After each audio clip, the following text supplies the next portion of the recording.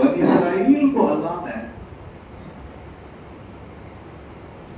3 احکامات دیے تھے ان کی پابندی کرو۔ پہلا حکم یہ دیا تھا کہ اپنے لوگوں کو قتل نہ کرو، اپنے لوگوں کا خون نہ بہاؤ۔ دوسرا حکم یہ تھا اپنے لوگوں کو ان کے گھروں سے باہر نہ نکالو، یعنی ان کو تڑیپا نہ کرو۔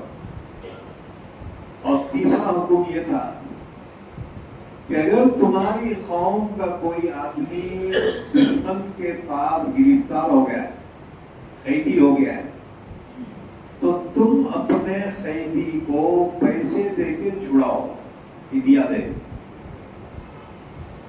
لیکن ان یہودیوں نے کیا کیا کہ بنی اسرائیل ان 3 باتوں میں سے ایک پر عمل کیا اور 2 پہ عمل نہیں کیا، کہ یہ اپنے ہی لوگوں کا قتل بھی کرتے رہے اور اپنے ہی لوگوں کو اپنے وطن سے نکالتے رہے۔ اور تیسری بات، اگر ان کے مذہب کا کوئی قیدی ہو جاتا تو اس کو پیسے دے کے چھڑا لیتے تھے، ان سے پوچھا جاتا اپنے لوگوں کو تم قتل بھی کر رہے، نکال بھی دے رہے، اور یہ کیا کہ اگر ان میں سے کوئی قیدی ہو جائے تو پیسے دے کے اس کو چھڑاتے۔ تو یہ کہتے ہیں کہ اللہ کا ہمیں یہی حکم ہے۔ اللہ نے فرمایا لو، ایک پر عمل کیا، 2 کو چھوڑ دیا۔ اللہ کے تو سارے احکام پہ عمل کرنا چاہیے، اور جو اس طرح سے کرے گا تو دنیا میں ذلیل ہوگا اور آخرت میں اس کے لیے عذاب ہوگا۔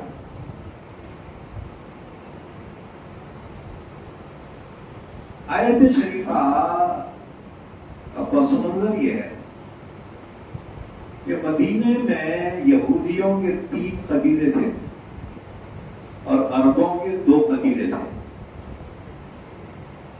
عربوں کا قبیلہ ایک اوس اور دوسرے خزرج تھا، اور یہودیوں کے 3 قبیلے بنو قینقاع، بنو نذیر اور بنو قریظہ تھے۔ ان میں سے بنو قینقاع اور بنو نذیر کی دوستی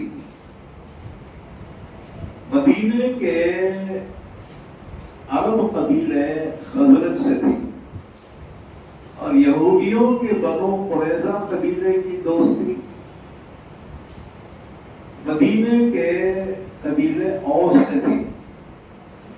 اور عرب کے یہ 2 قبیلوں کی آپس میں جنگ چلتی تھی، بہت دشمن ہیں ان کے عربوں کے آپس میں، اور اتنی لمبی جنگ چلی 120 سال تک۔ تو جب یہ عرب ایک دوسرے سے لڑتے تھے تو ان کے یہودی دوستاں ان کا ساتھ دیتے تھے۔ اس طرح سے یہودی یہودی کو مارتے تھے اور یہودی یہودی کو جو ہے وطن سے نکال دیتے تھے، اور جب وہ قیدی ہو جاتے تو یہی یہودی اپنے یہودی قیدیوں کو پیسے دے کے چھڑاتے تھے۔ تو لوگوں نے پوچھا یہ کیا مطلب، یعنی ان کو مارنے بھی، ان کو وطن سے نکالے بھی، اور ان میں جو قیدی ہو کے آ جائے اس کو پیسے دے کے چھڑانے بھی۔ نہیں، جب چھڑانا ہی تھا تو پھر مارنا تھے کو، چھڑانا تھا تو پھر نکالنا تھے۔ تو یہودی جواب دیتے اس وجہ سے کہ دوستی کا معاملہ ہے، دوستوں کا ساتھ دینا پڑتا۔ اللہ نے فرمایا لو، کتاب کے بعض حصے پہ ایمان رکھتے ہیں، بعض پہ ایمان ہی۔ وَإِذْ أَخَذْنَا مِيثَاقَكُمْ، اسی کو بیان کیا، اور وہ وقت یاد کرو جبکہ اے یہودیوں ہم نے تم سے پختہ عہد لیا، لا تسفکون دماءکم، اپنوں کے خون نہیں بہاؤ گے، یعنی اپنے لوگوں کو قتل نہیں کرو گے۔ وَلَا تُخْرِجُونَ أَنفُسَكُم مِّن دِيَارِكُمْ، اور اپنے ہی لوگوں کو اپنے گھروں سے نہیں نکالو گے۔ ثُمَّ أَقْرَرْتُمْ، پھر تم نے اقرار بھی کیا، وَأَنتُمْ تَشْهَدُونَ، اور تم گواہ بھی تھے۔ ثُمَّ أَنتُمْ هَؤُلَاءِ تَقْتُلُونَ أَنفُسَكُمْ، پھر یہ تم ہی تو ہو کہ قتل کرتے ہو اپنے ہی لوگوں کو۔ وَتُخْرِجُونَ فَرِيقًا مِّنكُم مِّن دِيَارِهِمْ، اور تم اپنے ہی لوگوں کو اپنے گھروں سے نکال باہر کرتے ہو۔ تَظَاهَرُونَ عَلَيْهِمْ بِالْإِثْمِ وَالْعُدْوَانِ، تم چڑھائی کرتے ہو ان پر گناہ اور ظلم سے۔ وَإِن يَأْتُوكُمْ أُسَارَىٰ تُفَادُوهُمْ، اور اگر تمہارے پاس قیدی آ جائے تمہارے خاندان کے تو تم ان کو پیسے دے کے چھڑا بھی لیتے ہو۔ وَهُوَ مُحَرَّمٌ عَلَيْكُمْ إِخْرَاجُهُمْ، حالانکہ ان کو نکالنا یہی حرام تھا تم پہ۔ أَفَتُؤْمِنُونَ بِبَعْضِ الْكِتَابِ وَتَكْفُرُونَ بِبَعْضٍ، یا پھر تم ایمان رکھتے ہو کتاب کے بعض حصے پر اور انکار کرتے ہو بعض کا۔ ایسا کرنے کی سزا کیا ہے معلوم؟ فَمَا جَزَاءُ مَن يَفْعَلُ ذَلِكَ مِنكُمْ إِلَّا خِزْيٌ فِي الْحَيَاةِ الدُّنْيَا، کیا ہے سزا اس کی جو اس طرح سے کرے تم میں سے، سوائے اس کے کہ وہ ذلیل ہوگا دنیا میں۔ وَيَوْمَ الْقِيَامَةِ يُرَدُّونَ إِلَىٰ أَشَدِّ الْعَذَابِ، اور قیامت کے دن وہ لوٹائے جائیں گے سخت عذاب کی طرف۔ وَمَا اللَّهُ بِغَافِلٍ عَمَّا تَعْمَلُونَ، جو کچھ تم کر رہے ہو نا اللہ اس کو جاننے والا ہے، اللہ تعالیٰ اس کی سزا تم کو ضرور دے گا۔ اس کے بعد سنو، یہ یہودیوں کے حالات بیان کی جائے۔ یہ یہودی اتنے بد اور اتنے شرارتی تھے کہ انہوں نے مسلسل نافرمانیاں کی، اور پھر یہ سمجھتے تھے ہم دین برات میں۔ اللہ نے فرمایا یہ ہے تمہارا دین، یہ سکھا رہے گا تمہارا دین۔ أولئك الذين اشتروا الحياة الدنيا بالآخرة، کہ وہی لوگ ہیں جنہوں نے دنیاوی زندگی کو خرید لیا آخرت کے بدلے۔ فلا يخفف عنهم العذاب ولا هم ينصرون، ان سے عذاب کم نہیں کیا جائے گا اور نہ ان کی کوئی مدد کی جائے گی۔ وَلَقَدْ آتَيْنَا مُوسَى الْكِتَابَ وَقَفَّيْنَا مِن بَعْدِهِ بِالرُّسُلِ، اور یقیناً ہم نے موسیٰ کو کتاب دی، کتاب سے مراد تورات۔ وَقَفَّيْنَا مِن بَعْدِهِ بِالرُّسُلِ، موسیٰ کے بعد ہم نے پے در پے رسول بھیجے۔ ایک رسول کا انتقال ہوتا، ایک نبی کا، اور دوسرے جو ہے نبی مقرر ہو جاتے تھے، اور ایک ایک وقت میں کئی نبی تھے، یہ گاؤں میں الگ، وہ گاؤں میں الگ، وہ ضلع میں الگ۔ حضرت موسیٰ کے زمانے میں دیکھو موسیٰ بھی پیغمبر ہیں، ان کے بھائی ہارون بھی پیغمبر ہیں، دو نبی موجود ہیں۔ اسی طرح اسی زمانے میں حضرت شعیب علیہ السلام نبی تھے، وہ بھی موجود تھے۔ تو ایک ایک وقت میں کئی نبی ہوتے تھے۔ عبداللہ بن مسعود کی روایت ہے، رسول اللہ صلی اللہ علیہ وسلم نے فرمایا بنی اسرائیل نے ایک دن میں 43 نبیوں کو قتل کیا۔ صبح قتل کیا اور دوپہر کو جا کر دکانیں کھول کے بیپار کرتے بیٹھ گئے۔ اتنی خبیث قوم ہے، کہ آج کل جو اسرائیل کی لڑائی چل رہی ہے نا فلسطین سے، کہ اسرائیل انہی کی اولاد ہے، کہ انہی کے باپ داداؤں کا ذکر چل رہا ہے یہاں پر، ان کی نافرمانیوں کا، یہ انہی کی اولاد ہے۔ اب ان سے رحم کی توقع کیا کی جا سکتی ہے؟ لفظ اللہ سے دعا ہے، اللہ مظلوم فلسطین کے ایمان والوں کی حفاظت فرمائے، اللہ ان کے بچوں کی حفاظت فرمائے، ان کی عورتوں کی حفاظت فرمائے، ان کے بوڑھوں کی حفاظت فرمائے، اللہ ان کے جوانوں کی حفاظت فرمائے، اللہ انہیں فتح مبین عطا فرمائے، اللہ ان کے دشمن کو نیست و نابود فرمائے۔ ہم مدد نہیں کر سکتے، کم سے کم دعا تو کر سکتے ہیں نا، اپنے بھائیوں کی دعا کا اہتمام کرنا چاہیے۔ وَقَفَّيْنَا مِن بَعْدِهِ بِالرُّسُلِ، اور ہم نے موسیٰ کے بعد مسلسل پیغمبر بھیجے۔ وَآتَيْنَا عِیسَىٰ ابْنَ مَرْیَمَ الْبَیِّنَاتِ، اور ہم نے عیسیٰ ابن مریم کو واضح دلائل عطا فرمائے، معجزات دی ہم نے ان کو۔ حضرت عیسیٰ ابن مریم بنی اسرائیل کے آخری نبی ہیں، اس کے بعد بنی اسرائیل سے نبوت کا سلسلہ ختم ہو گیا، پھر اللہ نے عربوں کو نبوت عطا فرمائی۔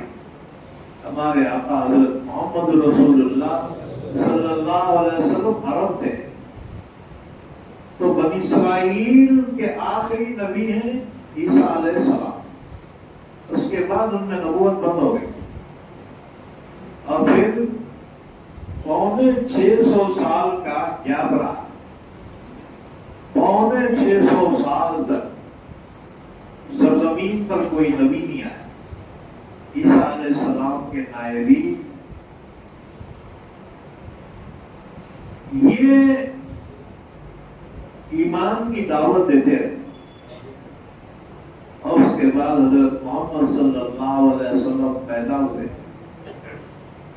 اور اللہ تعالیٰ نے آپ کو ساری کائنات کے لیے پیغمبر بنایا،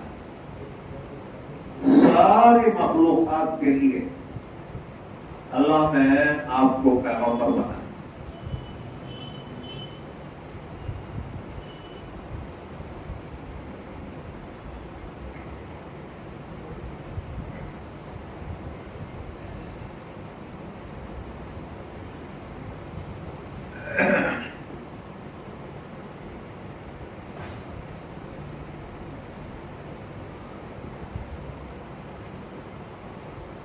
وَأَيَّدْنَاهُ بِرُوحِ الْقُدُسِ، اور ہم نے قوت دی عیسیٰ ابن مریم کو روح القدس یعنی جبرائیل کے ذریعے سے۔ حضرت جبرائیل عیسیٰ علیہ السلام کی حفاظت کرتے تھے، کیونکہ یہودی حضرت عیسیٰ علیہ السلام کے دشمن ہو گئے تھے۔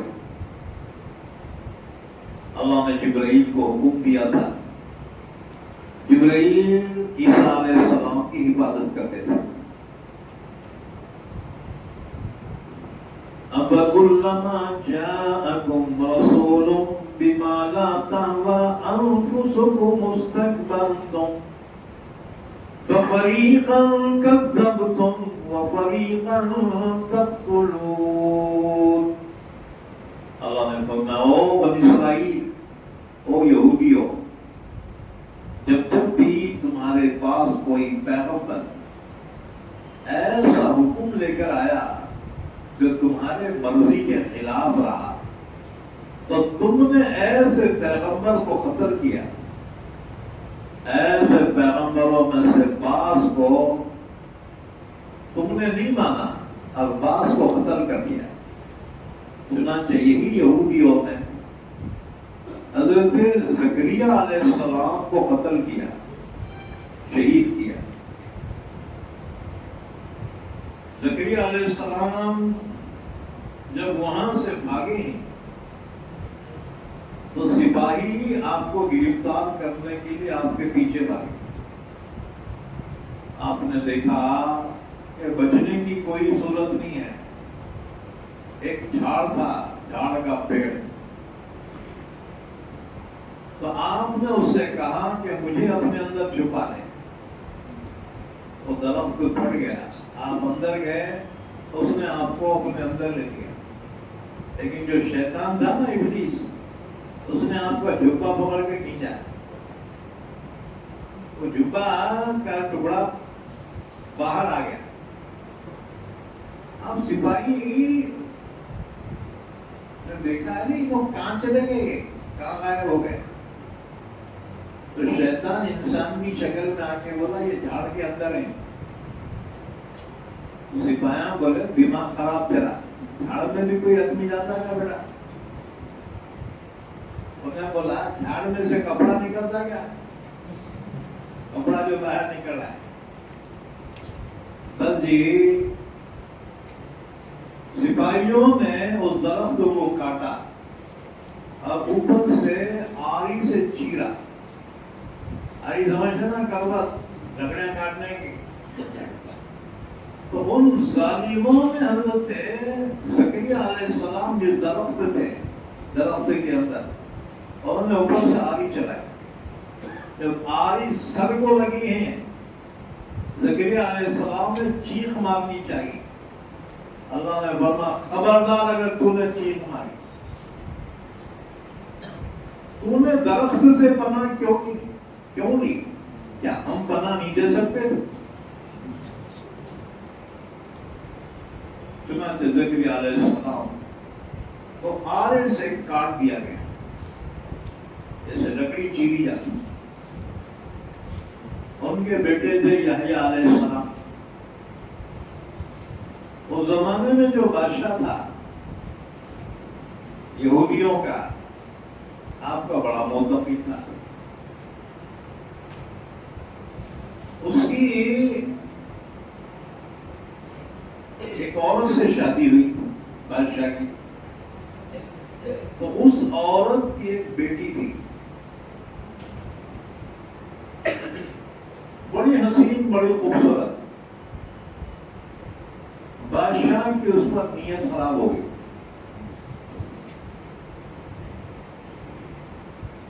اس نے مسئلہ پوچھا یحییٰ علیہ السلام سے کہ یہ سوتیلی بیٹی ہوتی میری، میں اس سے شادی کرنا چاہتا ہوں، کیا کہتی ہے شریعت؟ حضرت یحییٰ نے فرمایا حرام ہے، سوتیلی بیٹی سے شادی حرام ہے. بس جی اس کو غصہ آیا. اس نے حکم دیا کہ گرفتار کر کے ان کو قتل کر دو. آپ وہاں سے جان بچانے کے لیے بھاگے، لیکن سپاہیوں نے بیت المقدس کے بیچ میں ان کو گرفتار کیا اور وہاں ان کو قتل کیا. جب آپ کا سر بدن سے جدا کر دیا گیا اور جسم کو دفن کیا گیا، سر میں سے خون رکتا نہیں تھا، یہاں تک کہ وہ سر فصیل پہ رکھا تو خون جو ہے اتنا بہا فصیل کے نیچے تک خون پہنچا. بہت پریشان ہوا بادشاہ. حکم دیا دفن کر دو اس کو، یہ سر کو دفن کیا گیا. پوری خبر خون سے بھر گئی. اللہ کا قانون ہے کہ کوئی قوم اگر نبی کو قتل کرتی ہے، اللہ اس کا انتقام 70,000 سے لیتا ہے. جب حضرت یحییٰ کو قتل کیا یہودیوں نے، اللہ نے ان پر ظالم بادشاہ کو مسلط کیا. روم کا شہزادہ تائتس نے ان پر حملہ کیا اور تقریباً 70,000 یہودیوں کا قتل عام کیا. یہ خدائی انتقام ہوتا ہے. اللہ نے فرمایا او یہودیوں، یہ ہیں تمہارے حالات. افکلما جاءکم رسول بما لا تهوى انفسکم استكبرتم، کیا جب بھی تمہارے پاس کوئی رسول ایسا حکم لے کر آیا کہ جو تمہارے دل کو نہیں لگا، جو تمہارے خواہش کے خلاف تھا، تو تم نے ایسے رسول سے تکبر کیا، یعنی اس کی بات نہیں مانی۔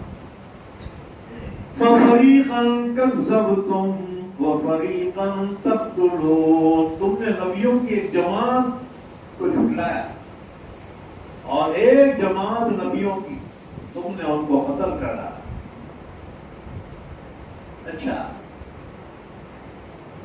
انہوں نے نہ صرف ان کے اپنے نبیوں کو قتل کیا، بلکہ ہمارے نبی حضرت محمد صلی اللہ علیہ وسلم کو بھی قتل کرنے کی 3 مرتبہ سازش کی، 3 مرتبہ۔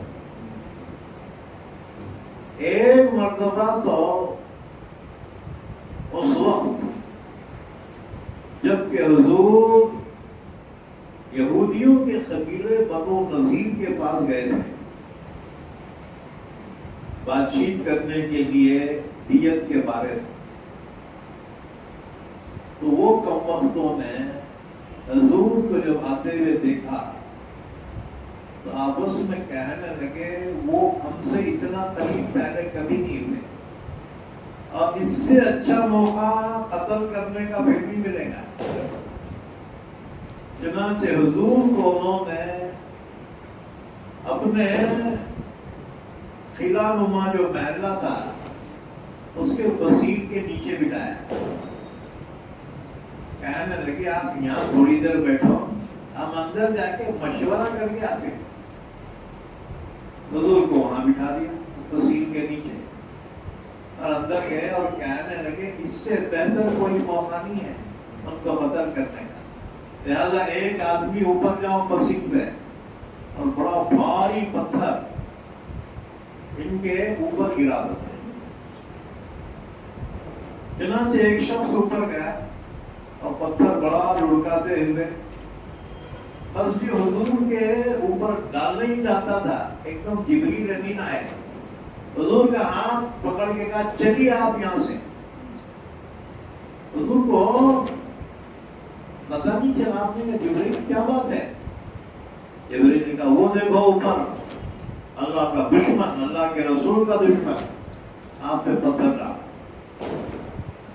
اللہ کے نبی پھر واپس آ گئے اور ان کو وارننگ دی 15 دن کے اندر میرے مدینے سے نکل جاؤ، ورنہ جہاں نظر آؤ گے قتل کیے جاؤ گے، کیونکہ حضور نے ان سے صلح کا معاہدہ کیا تھا کہ وہ یہاں مدینے میں امن سے رہیں گے، لیکن انہوں نے غداری کی، حضور نے ان کو تڑی پار کی۔ اللہ نے اس تڑی پار کا واقعہ قرآن کریم کے سورہ حشر میں بیان کیا، سورہ حشر میں۔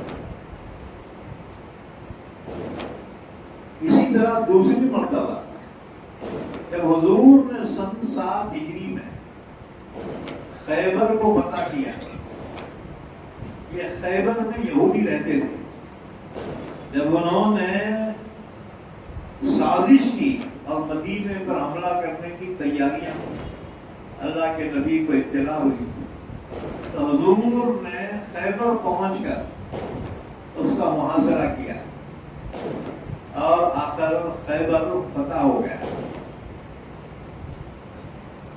خیبر جب فتح ہوا تو وہاں کی ایک یہودی عورت نے حضور سے کہا میں آپ کی دعوت کرنا چاہتی ہوں۔ اللہ کے رسول تو بڑے بااخلاق تھے نا، آپ نے قبول کی اس کی دعوت۔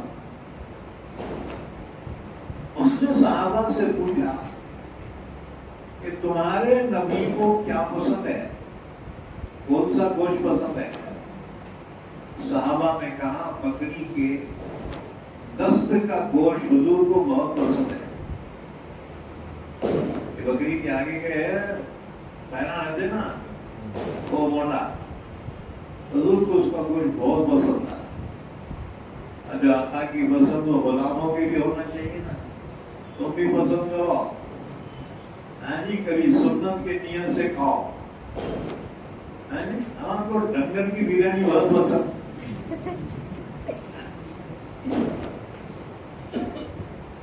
اللہ کے رسول کو تو بکری کا گوشت پسند تھا. انہوں نے کہا تھا 600 روپے کلو ہو گیا.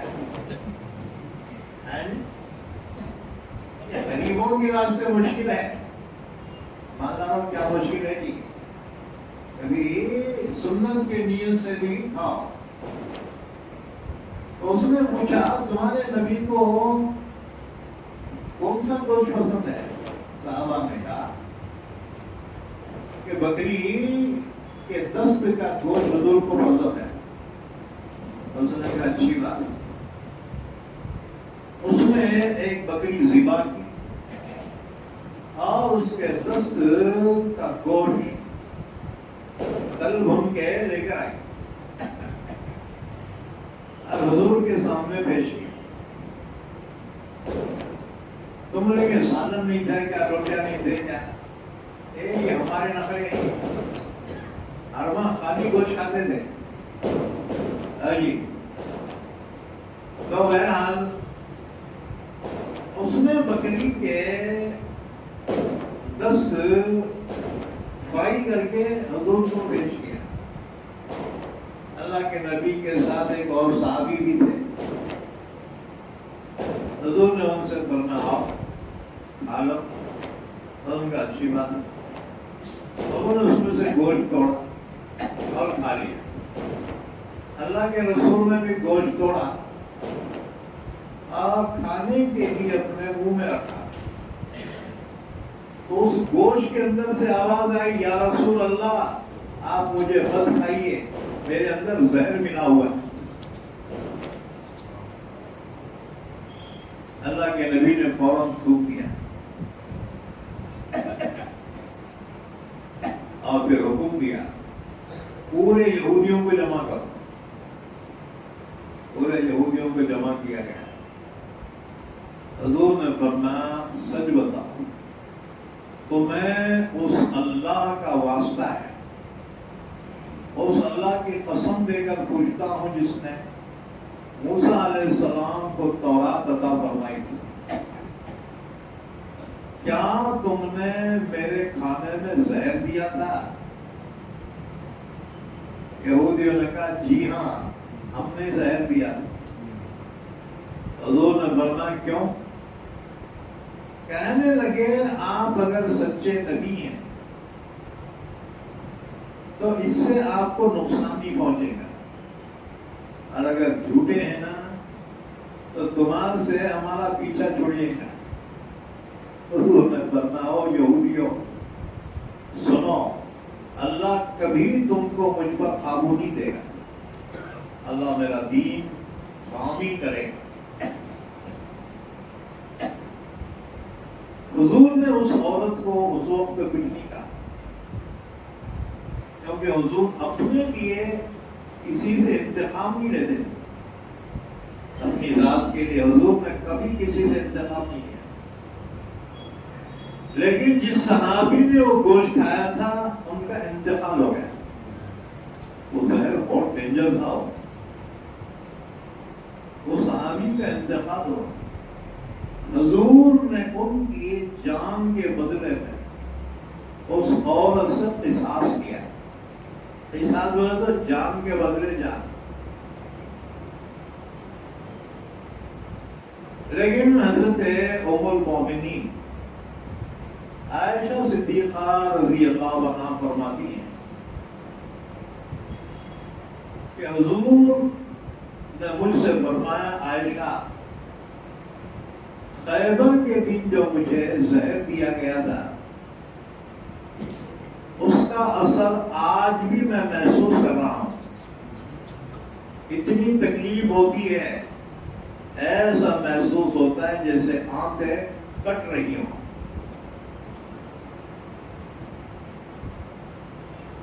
اللہ نے فرمایا یہودیوں فَفَرِيقًا كَذَّبْتُمْ وَفَرِيقًا تَقْتُلُونَ، تم نے نبیوں کی ایک جماعت کو جھٹلایا اور نبیوں کی ایک جماعت کو تم نے قتل کیا.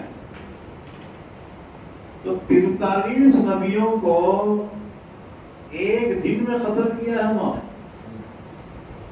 یہ اتنی خبیث قوم ہے یہودیوں کی، کہ نبیوں کا مردر کرنے والی قوم،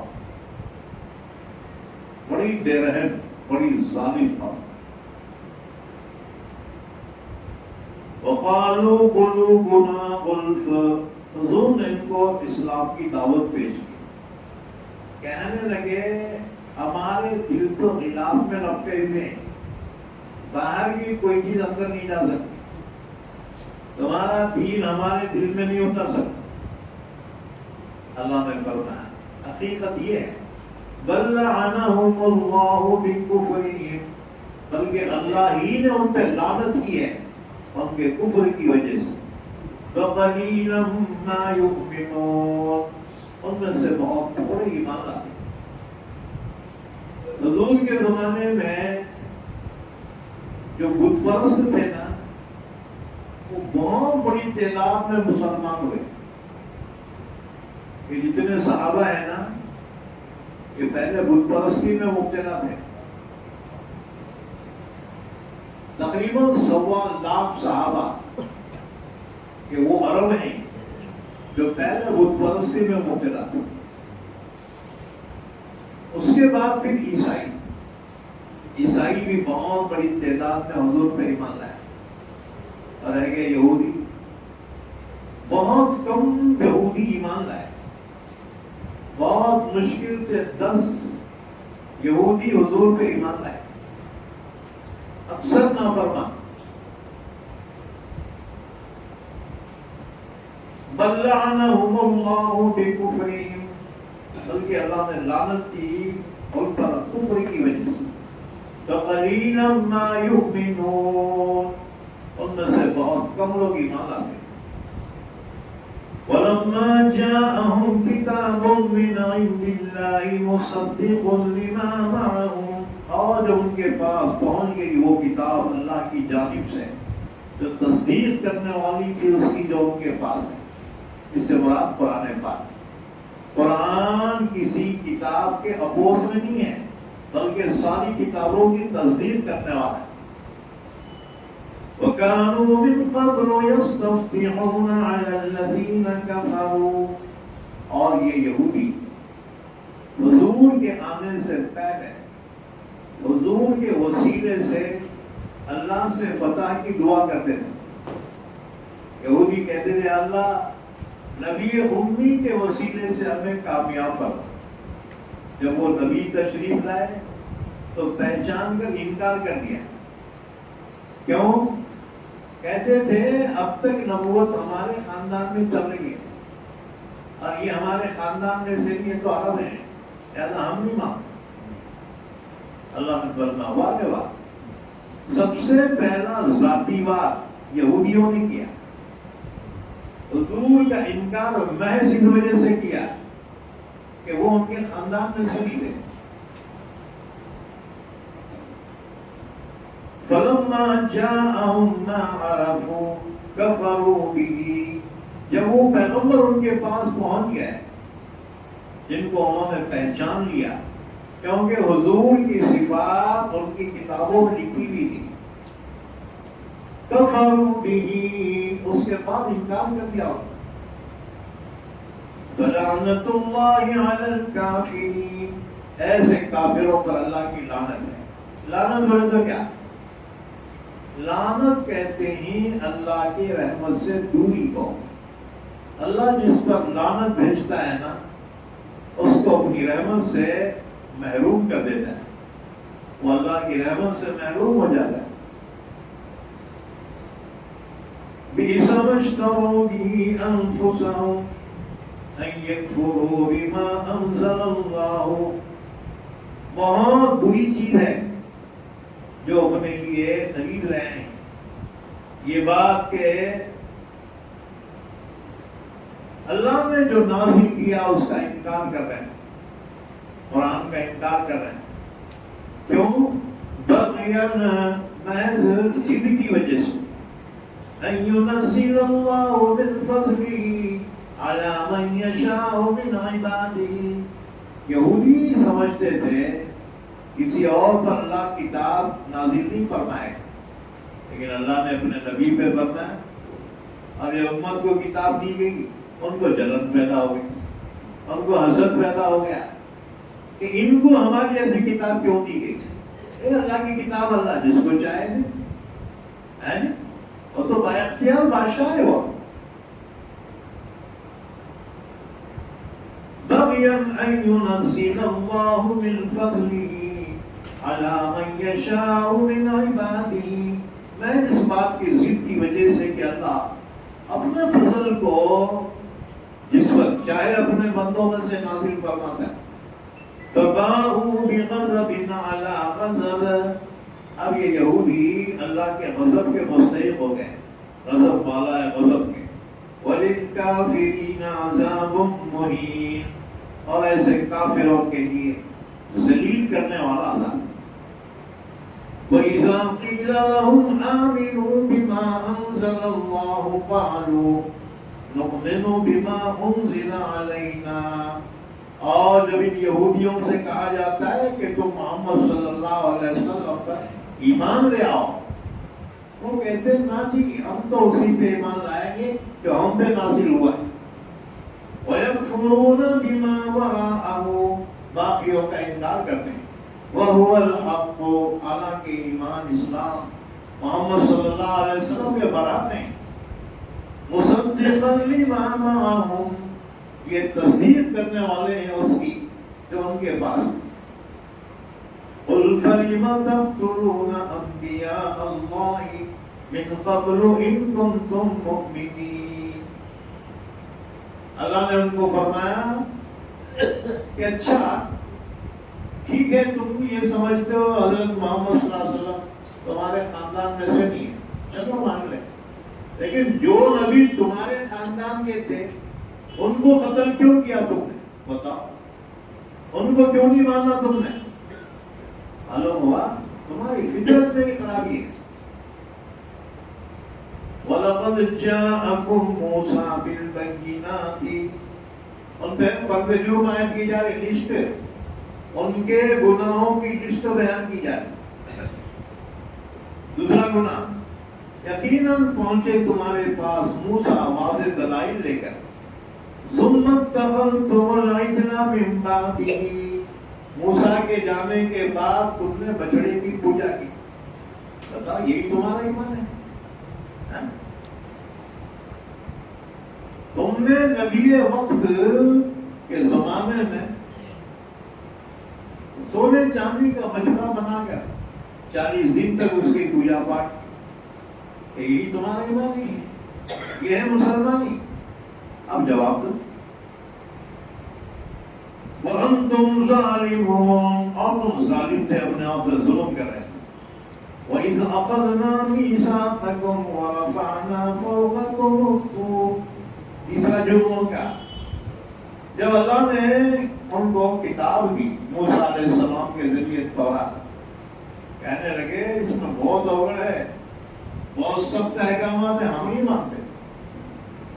اللہ نے فرشتوں کو حکم کیا یہ ایسا نہیں مانتے کہ بازو میں پہاڑ ہے نا، پہاڑ اٹھا کے ان کے سر پہ لاؤ اور ان سے پوچھو پورا مانتے یا پہاڑ ڈال کے تمہارے کو پچک کے مار دینا پڑے. جب پہاڑ ان پہ بلند ہوا ایک دم سجدے میں کیے، آپ سجدہ اوپر دیکھ رہے تھے. کہا گیا مانتے پوری کتاب؟ کہتے سمعنا سن لیا، مان لیتے. پہاڑ ہٹتے ہوئے جاؤ نہیں مانتے، کیا کریں؟ اتنی بد قوم تھی کہ ان کی اولاد ہے.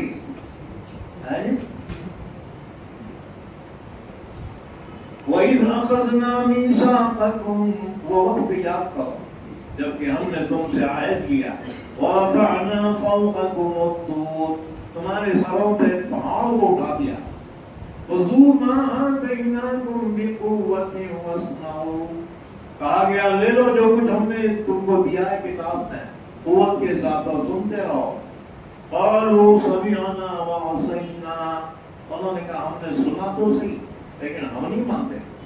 وَأُشْرِبُوا فِي قُلُوبِهِمُ الْعِجْلَ بِكُفْرِهِمْ، پلا دی گئی ان کے دلوں میں بچڑے کی محبت ان کے کفر کی وجہ سے.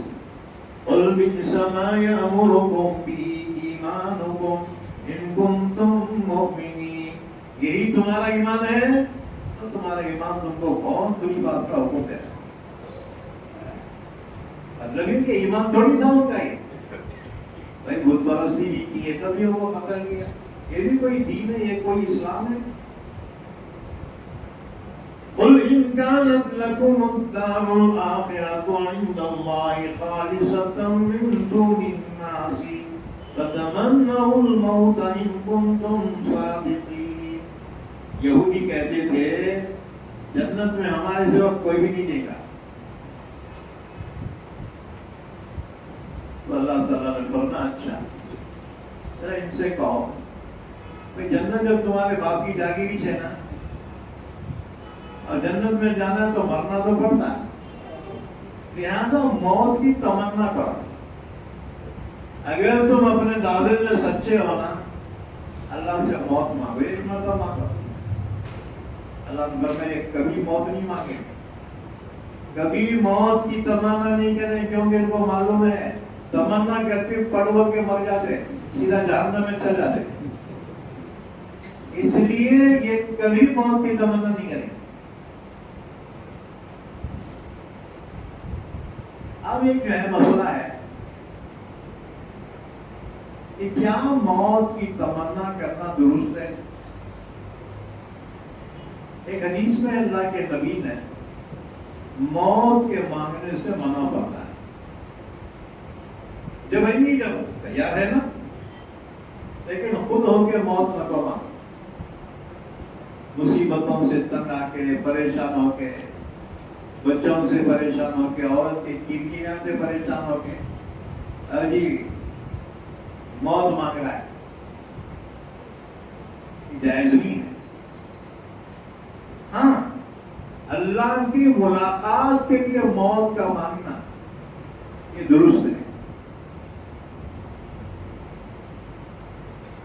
جیسے حضور صلی اللہ علیہ وسلم نے جب حضور بیمار ہو گئے،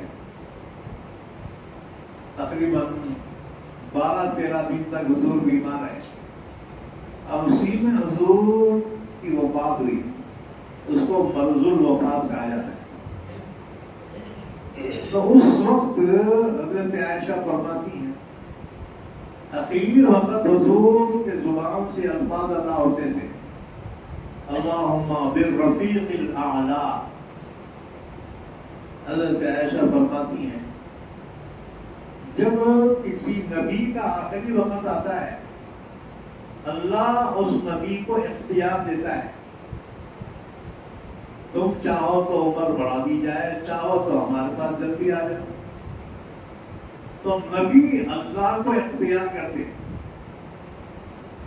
حضرت عائشہ فرماتی ہیں حضور نے اخیر وقت یہ کلمات ادا کیے اللہم بالرفیق الاعلی.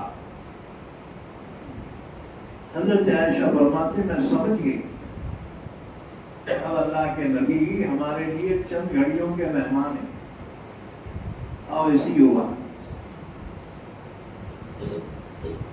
جس دن حضور صلی اللہ علیہ وسلم کی وفات ہوئی، اللہ کے نبی کو کچھ صحت محسوس ہوئی. 2 صحابی کے کاندھوں پہ سہارا دے کر حضور مسجد میں تشریف لائے تھے. ابو بکر صدیق نماز پڑھا رہے تھے. ابو بکر پیچھے ہٹنے لگے. حضور نے اشارے سے فرمایا ہاں تو نماز پڑھاتے ہو. حضور کو پیچھے لا کر بٹھایا گیا اور حضور نے ابو بکر صدیق کے پیچھے نماز ادا کی. یہ اس امت کو شرف حاصل. بہرحال حضور نے واپس اپنے حجرے میں چلے گئے. تو جس صبح کو حضور کی وفات ہوئی آپ کو کچھ افاقہ محسوس ہوا؟ آپ بالکل دروازے کے قریب آئے اور پردہ ہٹایا، مسجد میں دیکھا صحابہ جماعت سے فجر کی نماز پڑھ رہے، ابو بکر صدیق نماز پڑھا رہے۔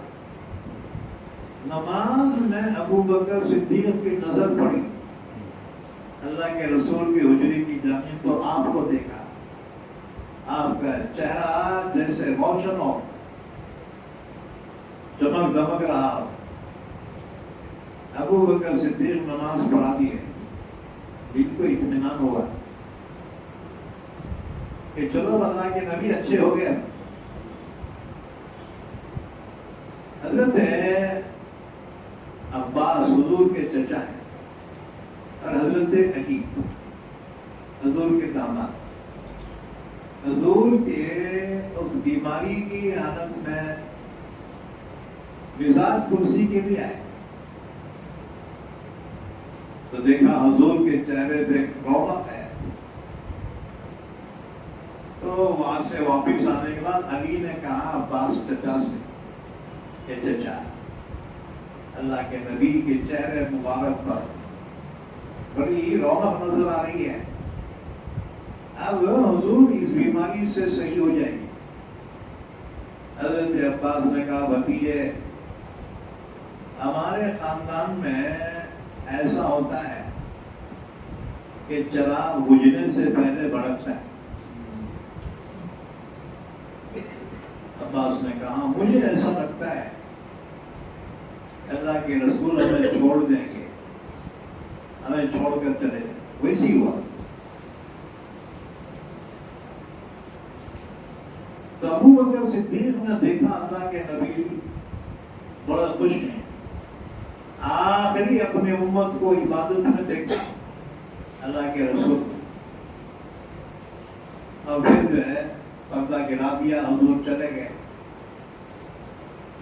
ابو بکر صدیق کے دو بیویاں تھیں، دو گھر تھے، ایک مدینے میں، ایک مدینے سے باہر کے محل میں، باہر بستی تھی حوالی مدینہ۔ تو اپنے دوسرے گھر کو چلے گئے ابو بکر۔ جب واپس آئے تو دیکھا کہ لوگ جمع ہیں، ہجوم لگا ہوا ہے مسجد نبوی، کوئی رو رہا، کوئی جو ہے سکتہ تاری ہوئے، اور دیکھا عمر ممبر کے پاس تلوار نکال کے کہہ رہے ہیں لوگوں جو یہ کہے اللہ کے نبی کا انتقال ہوا اس کی گردن ہی مار دوں گا۔ وہ تو اپنے رب سے ملاقات کرنے کے لیے گئے ہیں، جیسے معراج میں گئے تھے، ابھی گئے ہیں، واپس آئیں گے۔ ابو بکر صدیق نے پوچھا کیا ہو گیا؟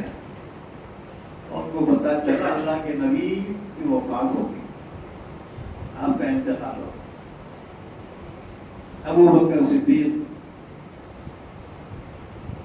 اپنی بیٹی عائشہ رضی اللہ عنہا کے گھر میں آئے جہاں حضور کا جنازہ رکھا ہوا ہے، اور آپ پر چادر ڈھانپی ہوئی ہے۔ آپ نے چادر ہٹائی، پیشانی کو بوسہ دیا اور کہا اے اللہ کے رسول، آپ نے زندگی بھی بڑی پاکیزہ گزاری اور آپ کی موت بھی بڑی پاکیزہ ہوئی۔ اللہ آپ پر دو موتیں جمع نہیں کرے گا، جو موت آپ کے لیے مقدر تھی وہ آ چکی، اور اس کے بعد پھر چادر چہرے پہ ڈالی، باہر نکلے، لوگوں سے کہا جمع ہو جاؤ، آ جاؤ، قریب آ جاؤ۔ عمر جذبات میں ہے کہ اللہ کے نبی کا انتقال نہیں ہوا، اللہ سے ملنے کے لیے گئے ہیں، واپس آنے والے ہیں۔ ابو بکر صدیق نے کہا عمر بیٹھ جاؤ۔ عمر جو ہے نا ابو ابو بکر صدیق کا بڑا احترام کرتے تھے. ابو بکر صدیق نے کہا بیٹھو، بیٹھ گئے.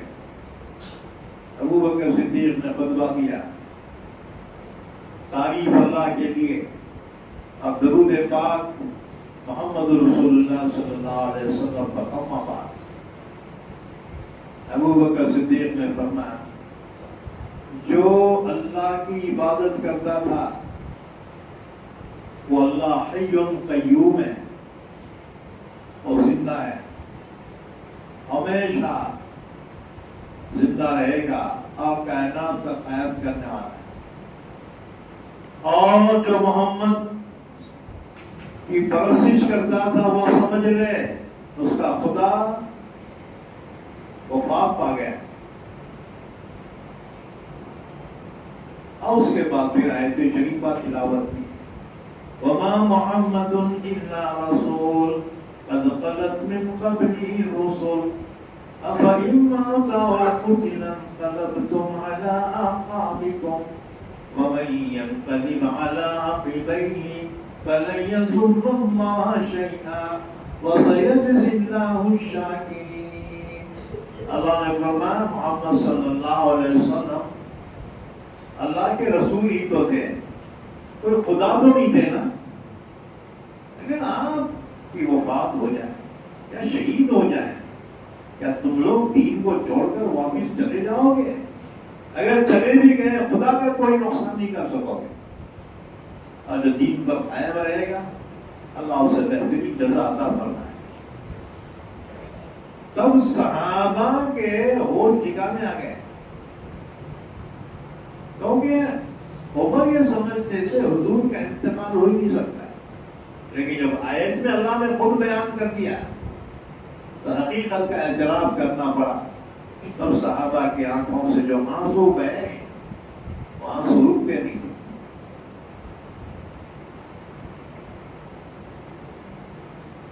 دو دن تک حضور کی نعش مبارک ویسی رہی. تیسرے دن جب خلیفہ کا انتخاب ہو گیا، ابو بکر خلیفہ بنایا گیا، تیسرے دن پھر حضور کی تجہیز و تکفین عمل میں آئی. ایک بات سمجھتے ہیں؟ اور سوال کرتے ہیں لوگ حضور کی نماز جنازہ کس نے پڑھائی؟ کسی نے بھی نہیں پڑھائی، کیونکہ حجرے میں آپ کا جنازہ مبارک رکھا ہوا تھا. پہلے فرشتے آئے، ایک ایک دو دو کر کے انہوں نے نماز پڑھی. پھر حضور صلی اللہ علیہ وسلم کے خاندان والے آئے، ایک ایک دو دو کر کے انفرادی طور سے نماز ادا کی. اور اسی طرح پھر ایمان والوں نے حجرے میں جا کر ایک ایک دو دو میں نماز ادا کی. باضابطہ جنازہ مبارک باہر نہیں لایا گیا، کیونکہ صحابہ پر اتنا صدمہ تھا کہ صحابہ برداشت نہیں کر سکتے تھے، لہذا جنازہ باہر نہیں لایا گیا. آپ یہ مشورہ ہو رہا ہے کہ حضور کو دفن کہاں کرنا. اکثروں کی رائے آئی کہ انبیاء کرام کا مدفن بیت المقدس ہے. بیت المقدس اور اطراف میں 50,000 سے زیادہ نبی آرام فرما ہے، ان کی خبریں ہیں. لہذا اکثروں کی رائے یہ آئی کہ حضور کو بیت المقدس میں لے جا کر دفن کرنا چاہیے.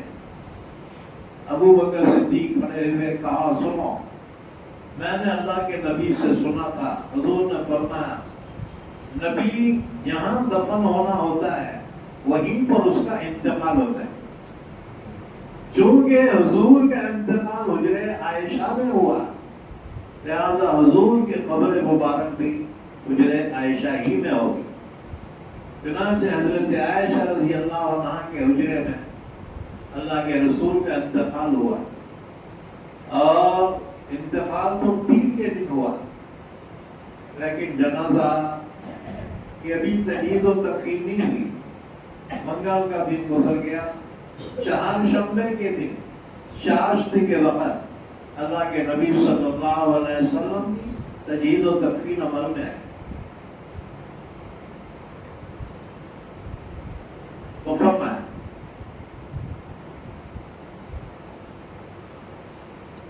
قل ان كانت لكم الدار الآخرة عند الله خالصة من دون الناس فتمنوا الموت ان كنتم صادقين. تو یہودی کہتے تھے رے جنت تو ہماری ہے، ہمارے سوا کوئی. اللہ نے بولنا ذرا ان سے کہو جب تمہاری جنت ہے نا پھر موت کی تمنا کرو نا، وقت ہی سیدھا جنت میں جاتے. لیکن اللہ نے فرمایا چیلنج ہے، یہ یہودی کبھی بھی موت کی تمنا نہیں کریں گے کیونکہ ان کو جینے کا بہت شوق ہے، بہت حریص ہیں گے. ان میں سے ہر ایک یہ چاہتا ہے اس کی عمر 1000 سال ہو.